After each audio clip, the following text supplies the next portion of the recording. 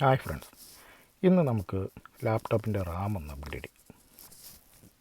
MacBook പ്രോയാണ് ഇന്ന് ഞാൻ റാം അപ്ഗ്രേഡേഷന് വേണ്ടി എടുത്തിരിക്കുന്നത്. മെഡ് 2012 എന്ന മോഡലാണിത്. ആദ്യം നമുക്ക് എബൌട്ട് ചെല്ലുക, അതിനുശേഷം മെമ്മറി നോക്കാം. എനിക്കിപ്പോൾ 8 GB ആണ് എൻ്റെ ലാപ്ടോപ്പിലുള്ള റാം. നമുക്കത് 16 ആക്കാൻ പറ്റും. നിങ്ങളെ കൂട്ടുകാർ ശ്രദ്ധിക്കേണ്ടത്, റാം അപ്ഗ്രേഡേഷൻ്റെ ഡീറ്റെയിൽ മാക്ക് നമുക്ക് കറക്റ്റായിട്ട് തന്നിട്ടുണ്ട്. അത് വായിച്ച് നോക്കിയതിന് ശേഷം മാത്രമേ ചെയ്യാവുള്ളൂ. ആദ്യം നമുക്ക് ഇതിൻ്റെ 10 സ്ക്രൂ അഴിക്കുക. 10 സ്ക്രൂ അഴിച്ചതിന് ശേഷം ഇതിൻ്റെ ബാക്കിലെ കവർ ആദ്യം ഓപ്പൺ ചെയ്യുക. നോക്ക്, ഇതുപോലെ ഈ ചിത്രത്തിൽ കാണിച്ചിരിക്കുന്ന പോലെ നമ്മൾ ആ സ്ക്രൂ എല്ലാം അഴിച്ചതിന് ശേഷം അതിൻ്റെ കവർ ഓപ്പൺ ചെയ്യുക.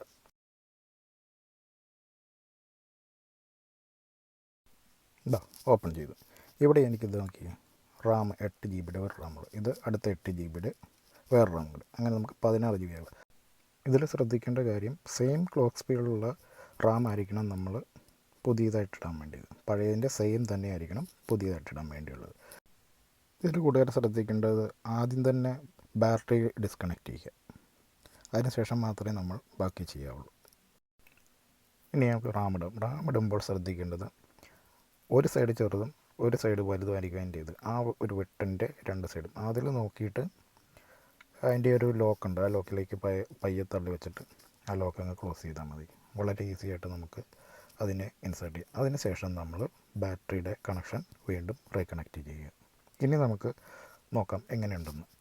എബൌട്ടിൽ കൊല്ലുക, അതിന് ശേഷം മെമ്മറിയിലേക്ക് ചെല്ലുക. നോക്ക്, ഇപ്പോൾ കാണിച്ചത് നോക്കിയോ, മെമ്മറിയിൽ നോക്കുമ്പം അതിൻ്റെ ഡീറ്റെയിൽ കാണാൻ സാധിക്കും. സ്റ്റോറേജ് അല്ല, മെമ്മറി ഉണ്ടോ, 8 8 16.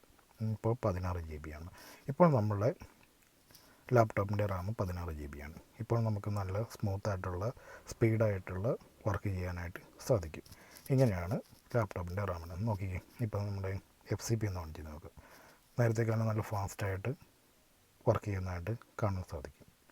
ഇങ്ങനെയാണ് കൂട്ടുകാർക്ക് വളരെ ഈസി ആയിട്ട് റാം അപ്ഗ്രേഡ് ചെയ്യുന്നത്. Thank you.